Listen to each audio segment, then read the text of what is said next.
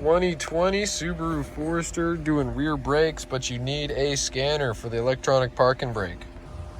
Okay, you need 119 ratchet. An electric axle is optional. You need a 19, a 17, and a size 7 of that there. Brake caliper depressing tool. You need a torque wrench to torque down the wheels, some brake cleaner, some brake grease, and you need a topped-on scanner or any scanner that has bi-directional controls. This is using the RD Diag 900 Lite by Topped On. I think it's about $300 on Amazon. What you want to do, I'll start from the top here. Go into the screen, maintenance, EPB, electronic parking brake. You can scroll into it that way or just go to VIN, auto VIN. And this one's going to be a basic hand tool friendly. Coming under here, you want to get on the unibody pinch weld. If you can see that bar right there. Before you lift it up, you want to have it on the ground, break these loose with 19 if you haven't changed the lug nuts. Before you get in there, you need a jack stand. Set it up just like how you set up your jack. All right, here's where your bolts are located, one here, one there. Take these dust covers off, grab a 7, toss it in there, boom, break that off. All right, with these springs, you can either grab a set of pliers or a flathead here. Grab the flathead, just push it under there, pop it out. All right, these rear caliper bracket bolts are 17s and a lot too hard to budge with this ratchet here. Of course, I have a longer ratchet, but I figured I'd show you a trick if you weren't already aware of it. Grab the handle of your jack, slide down onto the back, and just like that, you got a longer ratchet. Very simple to retract these here. It should not take a lot of force. If it does, you did something wrong. You can literally turn it with 2 hands. You can put a pad in between the actual part right here and get you kind of a more even push in, but it really doesn't, it's not necessary. And how far these ones were worn, I didn't even have enough clearance for that. Just like that, now it's retracted. All right, come under here, peel this boot back, and you'll feel a place where you can grab onto the lock pin of the connector. That's just gonna pop right out. Maybe the parts store sold you a bunch of dielectric grease. Do not use that. Do not use that at all. If you do, use it on the outside of the connector. That's mainly meant to isolate. But just like with any isolating object, if you put that inside of these connectors, it's going to isolate the current. And the whole reason we took that off is to get to the lower caliper bolts. You got this one, this one. Make sure you keep one of them in, you loosen one, then you loosen the other one, and then you can take them out. If you take this out and you try to start loosening this with how much torque these have on, it's not going to be as easy. Once you get those caliper bracket bolts, this thing will just come right off. If you're lucky, and especially on a vehicle this new, it's pretty common, that caliper is going to be free. So you can just take that thing right off of there, no issues. You're going to want to clean this surface up. You don't want it to have any rust at all. I mean, if you had to, you can run it just like this, that's fine. Preferably though, you don't want any rust at all in there. All right, usually you want to use a metal brush, but since my shop is super dirty right now, I'm just going to get in here with the Brillo pad, and you just want to work these until it scuffs right back to the metal there. Kind of see the difference. Again, does not have to be perfect, but at least a little bit better there. Now this is something you do after you've learned it the hard way once or twice. You want to match up every part you ever install in your vehicle. Make sure it fits and looks the exact same. This one does. Now you're going to need some brake clean. This is the cheapest stuff out there, Napa Max.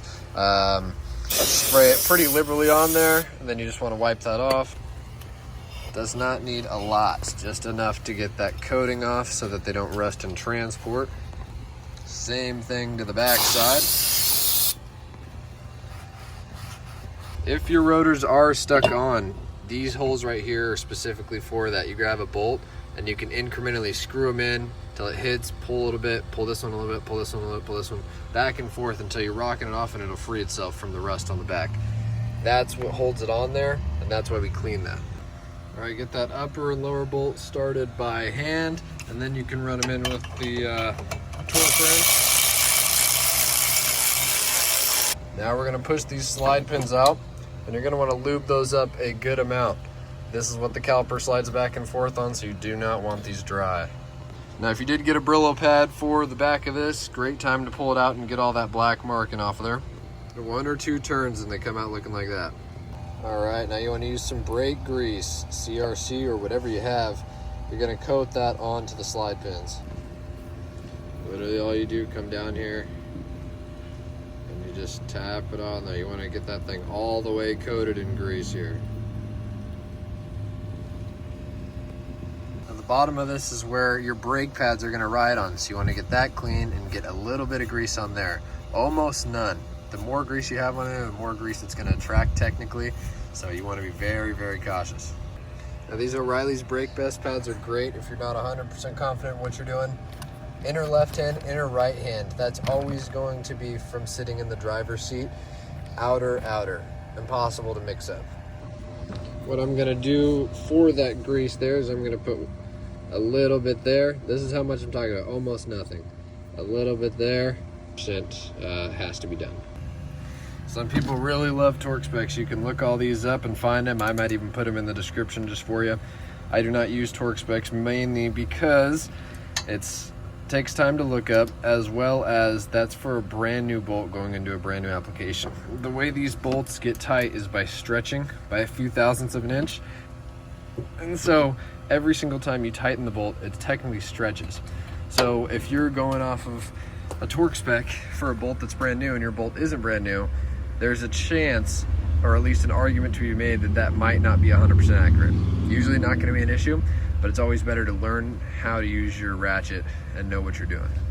All right, installing the spring, very easy. Put one side in, I like the bottom, put the top in, and then you just pull that over. If you can't pull it over, you can always use a flathead, but it's really not too hard. Just like that, you're all good to go. Don't forget to connect this connector here on the bottom, and then we can swap over to the other side.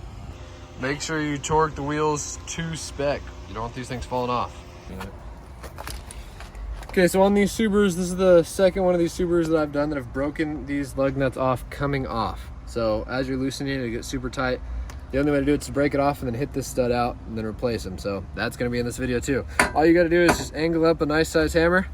1, 2, 3, just like that. Make sure you don't hit this or the axle nut or the flange itself, and don't drop the caliper. All right, I already got this one installed here. All you gotta do is sneak the head back there, put that through, and then you just wanna grab anything that's washer-like to fit over it. I got this, comes in a bunch of handy here. And then one final piece of the puzzle here. And all you're gonna do is just put a lug nut on there and tighten it down. Tighten it until that back part of the head seats all the way in there like how that one does. All right, so after you're done with doing the brakes there, you wanna take it on a drive, get up to about 50 to 60 miles an hour, and then you just wanna slowly hit that brake, bring your speed down to about 20, and do this about 5 times, and this is gonna help mitigate noise concern.